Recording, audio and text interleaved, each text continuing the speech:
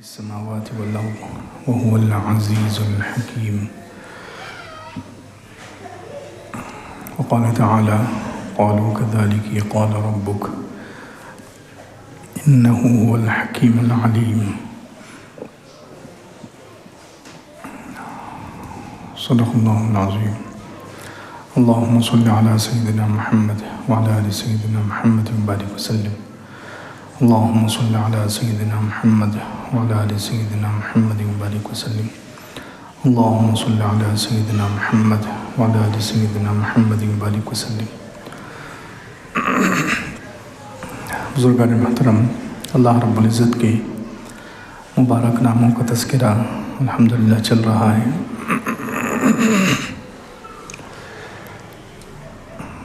اللہ تعالیٰ کا ایک اور نام ہے الحکیم. الحکیم اللہ رب العزت کا مبارک نام ہے. قرآن پاک میں کئی جگہ پر یہ ذکر کیا گیا ہے. حکیم کے معنی ہے حکم دینے والا، اور ہر حکم اللہ رب العزت کا اٹل ہوتا ہے، بہت ہی سمجھداری کے ساتھ ہوتا ہے. صرف حکم دینے والا نہیں، الحکیم کہتے ہیں ایسا حکم دینے والا جس کے پیچھے سمجھ ہو، سمجھداری کے ساتھ، پوری جانکاری اور علم کے ساتھ، پوری جانکاری اور علم کے ساتھ حکم دینے والا، اس کو کہتے ہیں الحکیم. قرآن پاک میں بہت سی جگہ پر، 50 جگہ پر اللہ تعالیٰ نے یہ مبارک نام استعمال کیا ہے کہ اللہ رب العزت عزیز ہے، حکیم ہے. جیسے 25ویں پارے کی آیت ہے، آخری آیت، وَلَهُ الْكِبْرِيَاءُ فِي السَّمَاوَاتِ وَالْأَرْضِ وَهُوَ الْعَزِيزُ الْحَكِيمُ. اللہ کے لیے بڑائی ہے آسمانوں میں اور زمین میں. اللہ ہی کے لیے بڑائی ہے آسمانوں میں اور زمین میں، اور اللہ رب العزت عزیز ہے اور حکیم ہے. عزیز یعنی طاقت والا، غالب، اور حکیم. دنیا میں بہت سارے لوگ غالب ہوتے ہیں، بادشاہ بنتے ہیں، پاور میں آتے ہیں، طاقت میں آتے ہیں، لیکن وہ حکیم نہیں ہوتے. وہ حکیم نہیں ہوتے، طاقت کو غلط استعمال بھی کر لیتے ہیں، طاقت کو غلط استعمال بھی کر لیتے ہیں. دنیا میں بہت سے طاقتور، بلکہ مشہور بات تو یہ ہے کہ جتنا زیادہ طاقتور آدمی ہوتا ہے اتنی عقل کم ہوتی ہے. پہلوانوں کو کہا جاتا ہے عقل کم ہوتی ہے. تو دنیا میں تو یہ ہے کہ طاقت کے ساتھ بہت کم عقل ملتی ہے، لیکن اللہ رب العزت ایسا طاقتور ہے، ایسا غالب ہے، حکیم، جو اپنی طاقت کو صحیح استعمال کرتا ہے. جہاں استعمال کرنا چاہیے وہیں اپنی طاقت کو استعمال کرتا ہے.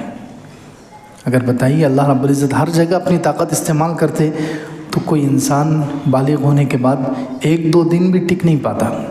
گناہ ہوتا اور فوراً اللہ تعالیٰ عذاب بھیج کر ہلاک کر دیتے. گناہ ہوتا اور فوراً مصیبت آ جاتی. گناہ ہوتا اور فوراً اللہ تعالیٰ مار دیتے. لیکن اللہ رب العزت ایسے نہیں ہے. عزیز ہے، غالب ہے، طاقت والے ہیں، حکیم، طاقت کو صحیح استعمال کرتے ہیں سمجھداری کے ساتھ.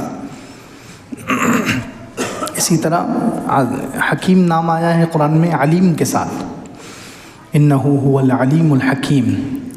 جیسے حضرت یوسف علیہ السلام کے قصے میں 2-3 جگہ ہے.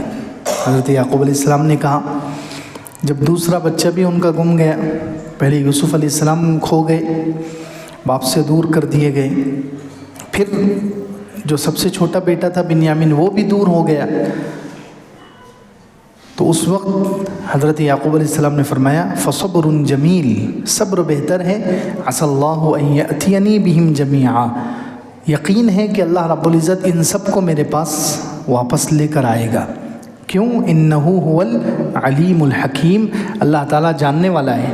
میرے بچے کہاں چلے گئے؟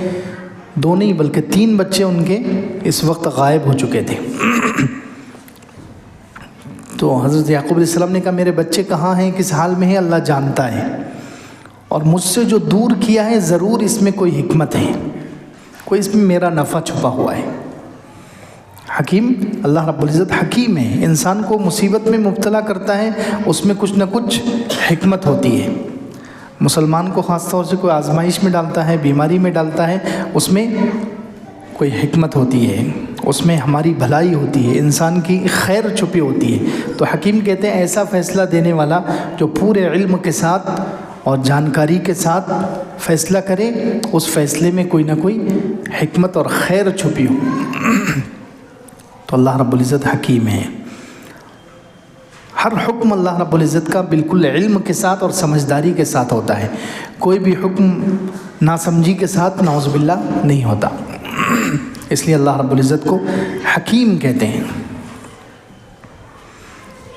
بہت سے فیصلے انسان کو سمجھ میں نہیں آتے، اللہ رب العزت کے فیصلے ایسے ہوتے ہیں بعض مرتبہ انسان کو سمجھ میں نہیں آتے، انسان سمجھتا ہے کہ یہ میرے لیے برے فیصلے ہیں، جیسے ٹھوکر لگ گئی، بیمار ہو گیا، گھر میں کسی کا انتقال ہو گیا، تو اب انسان کیا سمجھتا ہے کہ یہ میرے لیے برا فیصلہ ہے، انسان سمجھتا ہے میرے لیے اچھا نہیں ہے، حالانکہ اللہ رب العزت حکیم، اس حکیم کے حکم سے وہ فیصلہ اترا ہے، حکیم کے حکم سے وہ فیصلہ اترا ہے، اس میں کوئی نہ کوئی خیر اور بھلائی ہی چھپی ہوتی ہے، انسان کو سمجھ میں نہیں آتا، بعض مرتبہ کچھ دن کچھ سال گزرنے کے بعد سمجھ میں آتا ہے کہ اس میں کیا خیر چھپی تھی، یا دنیا میں نہ سمجھ میں آئے تو آخرت میں تو سمجھ میں آ ہی جائے گا کہ مجھے جو جو نقصان پہنچے وہ کیوں پہنچے تھے۔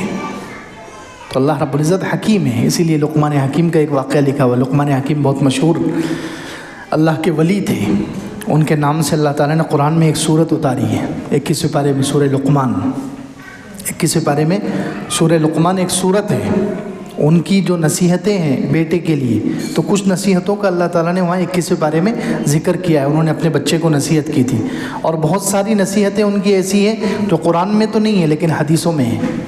بہت نیک نبی تو نہیں تھے لیکن اللہ کے اتنے بڑے ولی تھے، اللہ کو اتنے پسند تھے کہ اللہ تعالیٰ نے ان کے نام سے قرآن میں ایک سورت بھی اتاری، ان کی نصیحتوں کا تذکرہ کیا، اور حضور اقدس صلی اللہ علیہ وسلم نے بھی ان کی بہت ساری نصیحتوں کو اپنی حدیثوں میں بیان کیا ہے۔ تو خیر، حضرت سعید بن المسیب رحمۃ اللہ علیہ ایک تابعی ہیں، وہ بیان کرتے ہیں اور روایت کرتے ہیں کہ ایک مرتبہ لقمان حکیم نے اپنے بیٹے سے کہا کہ بیٹا، تجھ پر جو بھی مصیبت آئے اس میں کوئی خیر ہوتی ہے، اس کو اپنے لیے خیر سمجھنا، تجھ پر جو بھی مصیبت آئے اس میں کوئی نہ کوئی خیر ہوتی ہے، اس کو خیر سمجھنا، اس کو آفت مت سمجھنا، اس میں اللہ تعالیٰ کا کوئی نہ کوئی بہترین فیصلہ چھپا ہوتا ہے جس میں تمہاری ترقی ہوتی ہے، تمہاری کامیابی ہوتی ہے، تمہیں کچھ نہ کچھ ملنا ہوتا ہے۔ یہ انہوں نے کہا، اچھے سے سمجھایا، تو بیٹے نے کہا ٹھیک ہے میں سمجھ گیا کہ ہمارے اوپر جو بھی مصیبت آئے گی وہ اللہ تعالیٰ کی طرف سے ہوگی اور اس میں کوئی خیر بھلائی چھپی ہوگی۔ پھر کہتے ہیں کہ حضرت کچھ دنوں کے بعد حضرت لقمان حکیم نے اپنے بیٹے سے کہا کہ چلو وقت کے نبی موجود ہیں، ہم ان کے پاس جاتے ہیں ان سے ملاقات کے لیے۔ اس زمانے میں ان کے زمانے میں نبی بھی ہوتے تھے، تو انہوں نے کہا کہ چلو نبی سے ملاقات کرتے ہیں، نیک لوگوں کی صحبت اور نبی کی کسی کی صحبت مل جائے تو اس سے بڑی کیا بات ہوگی۔ تو اپنے بیٹے کو لے کر وہ چلے، خچر لیا، اس پر کچھ سامان لادا، کھانے پینے کا، سواری، اور دونوں باپ بیٹے نکل پڑے۔ چل رہے ہیں، چلتے چلتے اچانک ایک بڑا جنگل آ گیا، ویران گھنا جنگل آ گیا، جس میں چلنے کی وجہ سے ان کے پاس اتنا لمبا اور اتنا بڑا جنگل کہ ان کے پاس سارا توشہ ختم ہو گیا، سارا توشہ ختم ہو گیا، پانی ختم ہو گیا، خود بھی تھک گئے، جانور جو تھا خچر جس پر سواری کر رہے تھے وہ بھی تھک گیا، تو اب دونوں بھی سواری سے اتر گئے، خچر کو ایسے ہی چلا رہے ہیں، خود بھی پیدل چل رہے ہیں، خچر کو بھی چلا رہے ہیں۔ چلتے چلتے اچانک کیا ہوا کہ بیٹے کے پیر میں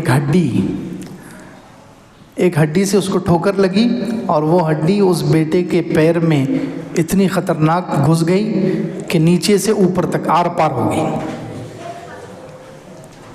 چلتے چلتے ہڈی اس کے پیر میں، بچے کے پیر میں گھس گئی اور آر پار ہو گئی۔ اب حضرت لقمان حکیم نے دیکھا تو بچہ بے ہوش ہو گیا، اس درد کی وجہ سے اس کو سہ نہ سکا، اس کو برداشت نہ کر سکا، بے ہوش ہو گیا۔ تو لقمان حکیم اس کی پٹی کر رہے ہیں، اس کو ہڈی کو نکالا، اس کے اوپر پٹی باندھی اور رو رہے ہیں، آنکھوں سے آنسو جاری ہے۔ تو بیٹے کو ہوش آیا، تو بیٹے نے کہا کہ ابا جان آپ تو رو رہے ہیں، آپ نے تو کہا تھا مجھے کچھ دن پہلے، آپ نے مجھے یہ سبق سکھایا تھا، یہ نصیحت کی تھی کہ جب بھی کوئی مصیبت پہنچتی ہے اس میں کوئی خیر ہوتی ہے، اللہ تعالیٰ حکیم ہے، اللہ تعالیٰ کے فیصلوں میں کچھ نہ کچھ حکمت ہوتی ہے، کوئی بھلائی ہوتی ہے، تو آپ رو کیوں رہے ہیں؟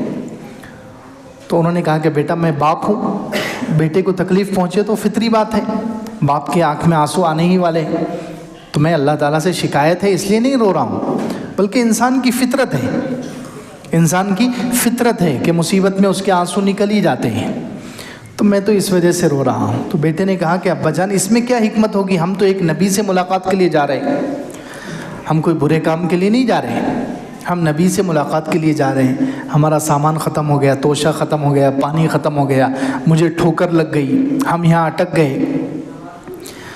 تو لقمان حکیم نے کہا کہ بیٹا اللہ تعالیٰ کی ہر فیصلے میں کچھ نہ کچھ خیر ہوتی ہے، بھلائی ہوتی ہے، اس کے اندر بھی کچھ نہ کچھ خیر ہوگی، عن قریب ظاہر ہو جائے گی، کچھ وقت رک جاؤ، تھوڑا صبر کرو، اس کی حکمت بھی ظاہر ہو جائے گی۔ کہتے ہیں ویسے ہی آگے بڑھ کر چلنے لگے تو سامنے سے کوئی ایک سوار نظر آیا، سامنے سے ایک سوار آتا ہوا نظر آیا، تھوڑا قریب آیا اور وہ سوار اچانک غائب ہو گیا، قریب آنے کے بعد وہ سوار غائب ہو گیا۔ لقمان حکیم رحمۃ اللہ علیہ نے دیکھا کہ یہ سوار اچانک غائب ہو گیا، اب وہ آواز آنے لگی، صرف سوار تو غائب ہو گیا لیکن اس کی آواز آ رہی ہے کہ آپ کہاں جا رہے ہو؟ کہا ہم تو نبی سے ملاقات کے لیے جا رہے ہیں۔ تو اس سوار نے کہا کہ میں فرشتہ ہوں، اس نے کیا کہا؟ میں فرشتہ ہوں، اس لیے میں تمہیں نظر نہیں آ رہا ہوں، مجھے حکم نہیں ہے کیونکہ تم نبی نہیں ہو، میں نبیوں کو تو دکھائی بھی دیتا ہوں، تمہیں نظر نہیں آ رہا ہوں کیونکہ تم نبی نہیں ہو، لیکن میں ایک بات بتاتا ہوں کہ تم جس بستی میں جا رہے تھے کسی نبی سے ملاقات کرنے کے لیے، اللہ کا حکم تھا کہ میں اس بستی کو تباہ کر دوں، اس بستی والوں کے گناہ اتنے ہو گئے، ان کی نافرمانیاں اتنی ہو گئی کہ اللہ تعالیٰ کا حکم تھا کہ میں اس بستی کو اللہ کے حکم سے ہلاک کر دوں۔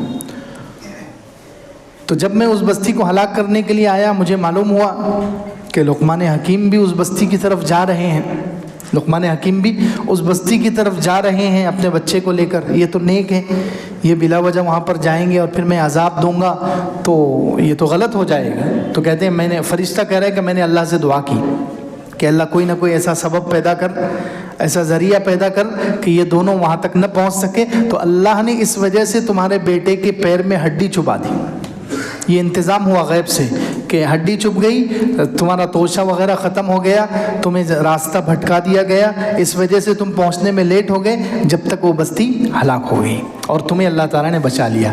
تو لقمان حکیم نے کہا دیکھو بیٹا، اللہ کے ہر فیصلے میں کیا ہوتی ہے؟ حکمت ہوتی ہے۔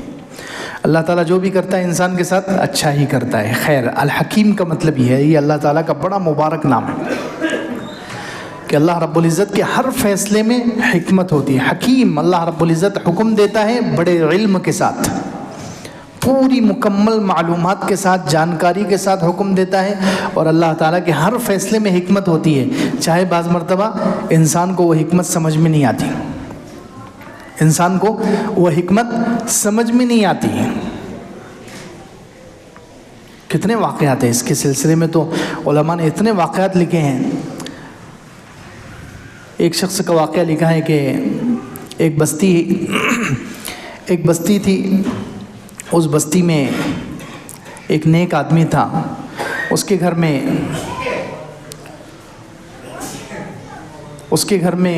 ایک تو مرغی تھی، ایک کتا تھا اور ایک گدھا تھا۔ کتا نگرانی کے لیے یا حراست کے لیے، حفاظت کے لیے انہوں نے رکھا ہوگا، اور مرغی بھی تھی ان کے پاس، اور گدھا تھا سواری کے لیے۔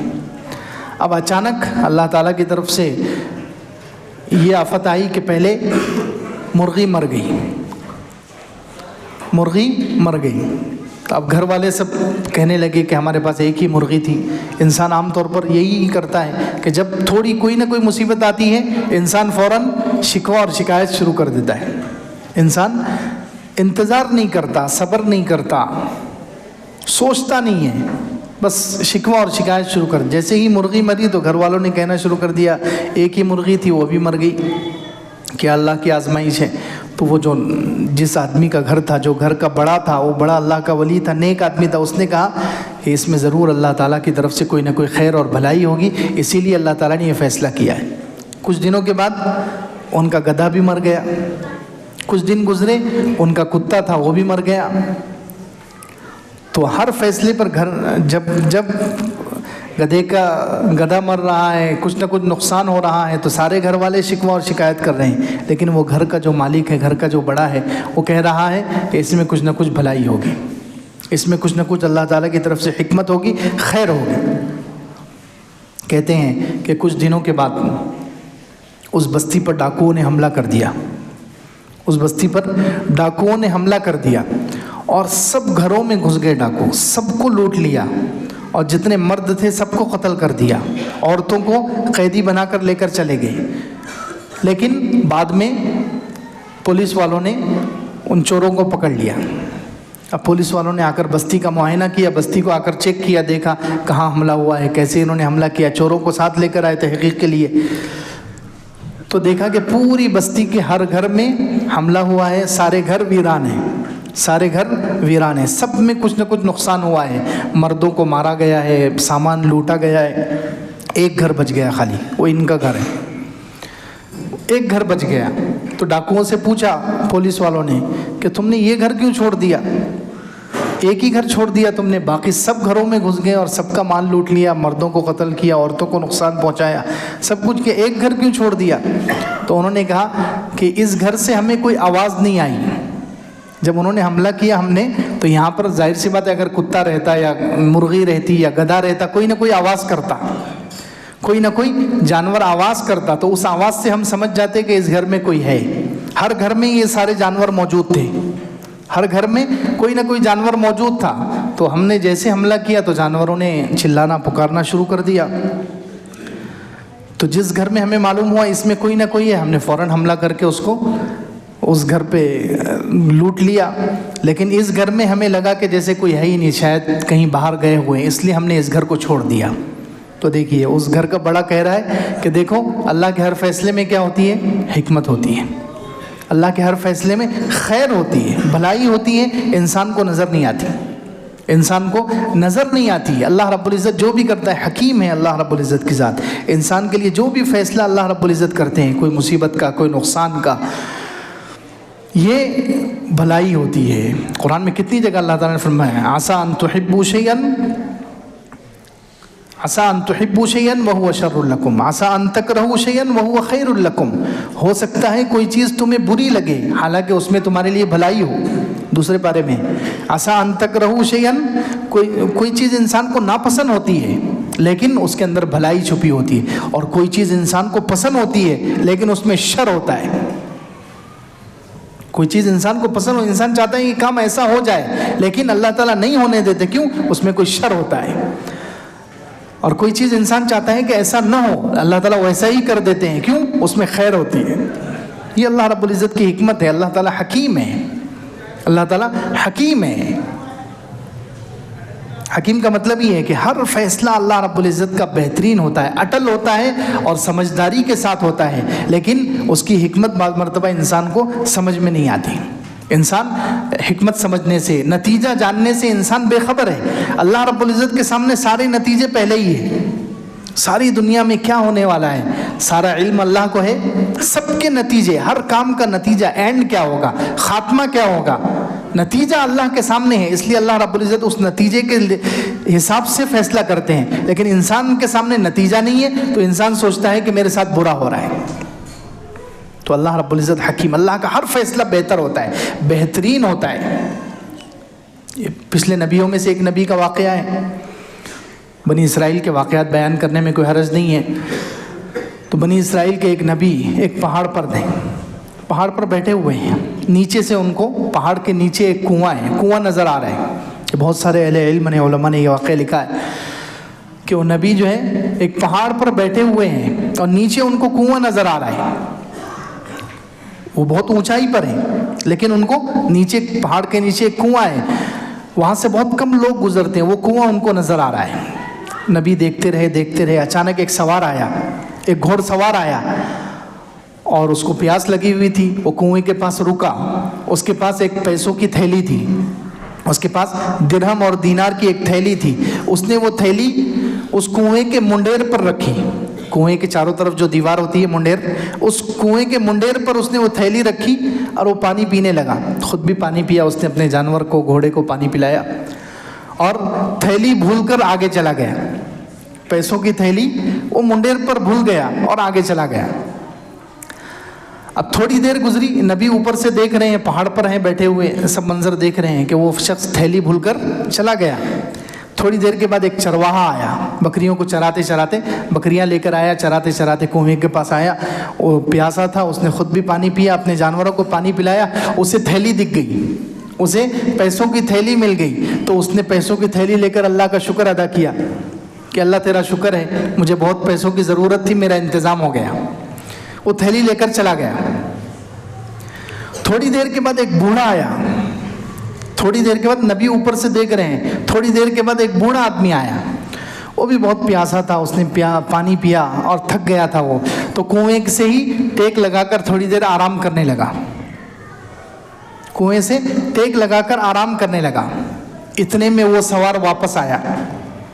وہ جو سوار تھا تھیلی بھول کر چلا گیا تھا, اس کو یاد آیا کہ میری تھیلی تو کنویں کے پاس ہے, پیسوں کی تھیلی ہے, کنویں کے منڈیر پر رہ گئی. تو اس سوار کو یاد آیا, وہ واپس آیا. اب یہ بوڑھا آدمی بیچارہ وہاں پر ٹیک لگا کر بیٹھا ہوا ہے. تو اس نے آتے ہی بوڑھے کو پکڑ لیا, بتا میری تھیلی کہاں ہے؟ تو بولے مجھے نہیں معلوم. اس قسم کھا رہا ہے, وہ اس کو واسطے دے رہا ہے کہ مجھے نہیں معلوم, میں نے تھیلی کو دیکھا ہی نہیں یہاں پر. تو اس نے نکالی تلوار اور اس کو قتل کر دیا, بوڑھے کو قتل کر دیا. اب وہ نبی اوپر سے دیکھ رہے ہیں کہ اللہ یہ کیا ہو رہا ہے. فوراً انہوں نے اللہ سے رابطہ کی دعا کی, اللہ یہ کیا معاملہ ہے, ایک بے گناہ آدمی قتل ہو گیا. ایقتل البری, ایک بری بے گناہ آدمی ہے, وہ تو ظاہر میں تو نظر آ رہا ہے کہ وہ بے گناہ ہے. وہ بیچارہ بوڑھا پیاسا تھا, پانی پینے کے لیے آیا, اس نے پانی پیا, تھیلی تو اس نے نہیں لی. تھیلی کس نے لی تھی؟ وہ چرواہا لے کر چلا گیا. تو یہ تو بے گناہ آدمی تھا, کیسے قتل ہو گیا؟ انہوں نے اللہ تعالیٰ سے دعا کی تو اللہ رب العزت نے کیا فرمایا, ان لی حکمتن جلت, میری ایک حکمت ظاہر ہوئی ہے, میری یہ پورے معاملے میں میری ایک حکمت ظاہر ہوئی ہے. تو اس نبی نے پھر کہا, اللہ تعالیٰ سے دعا کی کہ اللہ کیا حکمت ہے, مجھے بھی بتایا جائے, مجھے سکھایا جائے تاکہ مجھے معلوم ہو آپ کی کیا حکمت ہے اس میں. تو اللہ تعالیٰ نے وہی بھیجی کہ وہ جو گھوڑ سوار ہے, گھوڑ سوار کا باپ تھا, گھوڑ سوار جو ہے اس کے باپ نے, چرواہا جو بکریوں کو چرانے کے لیے آیا تھا, گھوڑ سوار کے باپ نے بکری چرانے والے کے باپ سے پیسوں کی ایک تھیلی چرا لی تھی, چھین کر لے لی تھی, اور موت تک اس نے واپس نہیں کی, وہ مر گیا. تو اب میں نے اس چرواہے کے بیٹے کو یہ تھیلی دلوا دی, میں نے چرواہے کے بیٹے کو تھیلی دلوا دی, اس کا حق اس تک پہنچ گیا. ٹھیک ہے, اب وہ آدمی بے گناہ کیوں قتل ہوا, اس میں کیا حکمت ہے؟ تو اللہ تعالیٰ نے وہی بھیجی کہ وہ جو بے گناہ بوڑھا نظر آ رہا ہے, وہ ابھی بڑھاپے میں تمہیں معصوم نظر آ رہا ہے. جب جوان تھا وہ بہت ظالم تھا, جب جوان تھا بہت ظالم تھا, اسی نے اس گھوڑ سوار کے باپ کو بلا وجہ قتل کیا تھا. اللہ اکبر, اس گھوڑ سوار کے باپ کو اسی نے بے قصور قتل کیا تھا. تو اب میں نے اس کے بدلے میں یہاں اس کو قتل کروا دیا. یہ ہے اللہ رب العزت کے فیصلے میں حکمتیں چھپی ہوتی ہے, کوئی نہ کوئی خیر چھپی ہوتی ہے. انسان کو چونکہ نتیجہ نہیں معلوم ہے, انسان تو اللہ رب العزت کے فیصلوں کو سمجھ نہیں پاتا اور شکوہ شکایت شروع کر دیتا ہے. تو یہ اللہ رب العزت کا بڑا پیارا نام ہے الحکیم.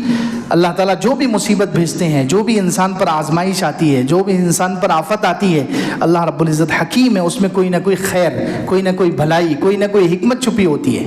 ہم دیکھیں حضرت موسیٰ اور خضر علیہ السلام کا واقعہ اللہ تعالیٰ نے بیان کیا ہے سورہ کہف میں, اس میں کیسے عجیب واقعات ظاہر ہوئے. حضرت موسیٰ علیہ السلام اور خضر علیہ السلام دونوں بھی کشتی میں سوار ہوئے, کشتی اچھی تھی, کشتی بالکل صحیح سالم تھی. حضرت خضر نے کیا کیا؟ کشتی کا ایک بڑا تختہ نکال کر پھینک دیا. کشتی کا ایک بڑا تختہ نکال کر پھینک دیا. تو حضرت موسیٰ علیہ السلام کو غصہ آ گیا. اخرقتها لتغرق اهلها لقد جئت شيئا امرا. آپ نے یہ کیا کیا ہے؟ اس کشتی کو آپ نے بلا وجہ توڑ دیا. کشتی والوں نے ہمیں بغیر پیسے کے فری میں سوار ہونے کا موقع دیا اور آپ نے اسی کشتی کو نقصان پہنچایا, اور اتنا بڑا نقصان پہنچایا, ہو سکتا تھا ہم ڈوب جائیں. تو حضرت خضر نے کہا کہ یہ اللہ کا فیصلہ ہے, آپ خاموش رہیے. پہلے سے حضرت خضر نے وعدہ لیا تھا, لمبا واقعہ, میں مختصر بیان کر رہا ہوں, صرف یہ سمجھانا ہے کہ اللہ کے ہر فیصلے میں کیسے حکمت ہوتی ہے. انسان کو کیا بعض مرتبہ نبی کو بھی معلوم نہیں ہوتا, جیسے حضرت موسیٰ علیہ السلام کو یہاں پر چونکہ نتیجہ نہیں معلوم ہے, اس لیے حضرت موسیٰ علیہ السلام بھی اعتراض کر رہے ہیں کہ یہ کیا آپ نے کشتی کیوں توڑ دی. پھر آگے چلے تو کچھ بچے کھیل رہے تھے. حضرت خضر علیہ السلام نے ایک بچے کو پکڑا, اس کی گردن توڑ دی. فقتلہ. تو حضرت موسیٰ علیہ السلام کو پھر غصہ آ گیا. اقتلت نفسا زکیۃ بغیر نفس. آپ نے ایک پاک بچے کو بلا وجہ قتل کر دیا ہے. لقد جئت شیئا نکرا. آپ نے تو بہت ہی برا کام کیا ہے. تو حضرت خضر نے کہا اگر اب آپ نے سوال کیا تو ہم اور آپ جدا ہو جائیں گے. پھر آگے بڑھے, ایک بستی میں پہنچے. اس بستی والوں سے کہا کہ ہم مہمان ہیں, ہم باہر سے آئے ہوئے ہیں, ہمیں کچھ کھانے کے لیے دو.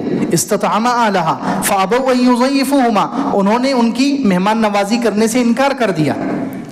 بستی والوں نے, حضرت دو نبی ہیں اور ان کے ساتھ ایک نبی کے خادم ہیں حضرت یوشع, 3 اتنے نیک لوگ ہیں, لیکن بستی والوں نے ان کو کھلانے سے انکار کر دیا, کہا ہم کچھ نہیں کھلاتے. تو بخیر آگے بڑھے تو ایک اس بستی کے کنارے سے آخری حصے سے گزر رہے تھے, وہاں ایک دیوار تھی جو ٹیڑھی تھی, ایک دیوار گرنے کے قریب تھی. حضرت خضر نے اس کو ہاتھ لگا کر سیدھا کر دیا. تو حضرت موسیٰ علیہ السلام نے پھر سوال کر دیا کہ آپ نے یہ دیوار کو کیوں کھڑا کر دیا؟ یہ بستی والے اتنے ظالم ہیں, اتنے کنجوس ہیں, انہوں نے ہمیں کچھ کھانے کے لیے نہیں دیا. لو شئت لاتخذت علیہ اجرا. آپ کو اس دیوار کے سیدھا کرنے پر ان سے پیسے لینے چاہیے تھے, اجرت لینی چاہیے تھی. آپ نے بغیر اجرت کے, بغیر پیسوں کے ان کی دیوار سیدھی کر دی.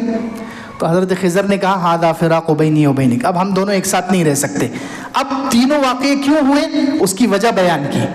وہ تینوں کام جو میں نے کیے ہیں جو تمہیں عجیب نظر آ رہے ہیں, اس میں اللہ تعالیٰ کی حکمت ہے. اما السفینہ فکانت لمساکین یعملون فی البحر فاردت ان اعیبها وکان وراءہم ملک یأخذ کل سفینۃ غصبا. وہ کشتی کو جو میں نے نقصان پہنچایا وہ اس وجہ سے کہ آگے ایک بادشاہ ہے, ظالم بادشاہ ہے. نئی کشتی اس کو نظر آتی ہے تو وہ چھین لیتا ہے, قبضہ کر لیتا ہے. اس لیے میں نے اس نئی کشتی میں تھوڑا عیب لگا دیا تاکہ وہ چھین نہ سکے اور ان بیچاروں غریبوں کا نقصان نہ ہو جائے. وَأَمَّا الْغُلَامُ, جو بچہ تھا بچے کو میں نے دیکھا اور قتل کر دیا. وَأَمَّا الْغُلَامُ فَكَانَ أَبَوَاهُ مُؤْمِنَيْنِ فَخَشِينَا أَن يُرْهِقَهُمَا طُغْيَانًا وَكُفْرًا فَأَرَدْنَا أَن يُبْدِلَهُمَا رَبُّهُمَا خَيْرًا مِّنْهُ زَكَاةً وَأَقْرَبَ رُحْمًا. بچے کو جو ہم نے قتل کیا ہے وہ اس وجہ سے کہ یہ بچہ آگے چل کے, ابھی تو مسلمان تھا وہ, اس کے ماں باپ بھی مسلمان, بچہ بھی مسلمان, لیکن اللہ تعالیٰ کو معلوم تھا کہ اگر یہ بچہ زندہ رہے گا تو آگے چل کے کافر ہو جائے گا. اور ماں باپ کو اس بچے سے اتنی محبت ہے کہ اس کی محبت کی وجہ سے ماں باپ بھی اپنا ایمان چھوڑ دیں گے. تو اللہ رب العزت نے بچپن میں اس کو قتل کرنے کا حکم دے دیا اور اس کے بدلے میں ان کو دوسرا نیک بیٹا دے دیا. اللہ اکبر. دیکھیے, فَأَرَدْنَا أَن يُبْدِلَهُمَا رَبُّهُمَا خَيْرًا مِّنْهُ زَكَاةً وَأَقْرَبَ رُحْمًا. اللہ نے چاہا کہ انہیں اس کے بدلے میں اس سے بہتر بچہ دے دے, اس لیے اللہ تعالیٰ نے مجھے حکم دیا. میں نے بچے کو, آپ کو نظر آ رہا ہے کہ میں نے بے وجہ قتل کیا ہے, لیکن یہ اللہ کے حکم سے کیا ہے تاکہ اس کے ماں باپ کا ایمان بچ جائے. دیکھو اللہ تعالیٰ حکیم ہے, ہر فیصلہ اللہ کا بہترین ہوتا ہے, اس میں کوئی نہ کوئی خیر ہوتی ہے. رہ گئی وہ دیوار, وہ اما الجدار, جو میں نے وہ دیوار بغیر پیسے لے کر کھڑے کر دیا تھا. واما الجدار فکان لغلامین یتیمین فی المدینہ وکان تحتہ کنز لہما وکان ابوہما صالحا. کہ وہ دیوار 2 یتیم بچوں کی تھی ان کے ماں باپ بہت نیک تھے، ان کے ماں باپ نے اس دیوار کے نیچے اپنے اولاد کے لیے خزانہ چھپا کر گئے تھے. اگر وہ دیوار گر جاتی تو خزانہ ظاہر ہو جاتا اور سارے بستی والے خزانے پر قبضہ کر لیتے، بچے یتیم بچے محروم ہو جاتے. اس لیے میں نے وہ دیوار سیدھی کر دی ہے اور اس پر پیسے نہیں لیے. تو دیکھیے اللہ رب العزت حکیم ہے. اللہ رب العزت کے ہر فیصلے میں حکمت ہوتی ہے، خیر ہوتی ہے. انسان کو بعض مرتبہ نبیوں کو بھی سمجھ میں نہیں آتا، حضرت موسیٰ علیہ السلام کو بھی سمجھ میں نہیں آ رہا ہے اس میں کیا حکمت ہوگی. تو اس لیے الحکیم اللہ رب العزت کا جو نام ہے، اس نام کا تقاضا یہ ہے کہ ہم اللہ رب العزت کے ہر فیصلے پر راضی رہیں. اللہ رب العزت جو بھی فیصلہ کرے، یہ نہ سمجھے کہ اللہ رب العزت ہمارے اوپر جو مصیبت ڈال رہا ہے، ہمیں بیمار کر رہا ہے، ہمیں مال میں نقصان ہو رہا ہے، یا گھر میں کسی کی جان جا رہی ہے، تو ہمارے نقصان سے اللہ رب العزت ہمیں عذاب نہیں دینا چاہتے، بلکہ ہمیں کچھ نہ کچھ ترقی دینا چاہتے ہیں. اس میں ہمارے لیے دین کی یا دنیا کی یا آخرت کی کوئی نہ کوئی بھلائی چھپی ہوتی ہے. اس لیے اللہ رب العزت یہ فیصلہ کرتے ہیں. اس لیے ہم اللہ رب العزت کے ہر فیصلے پر راضی رہیں. وآخر دعوانا الحمدللہ رب العالمین.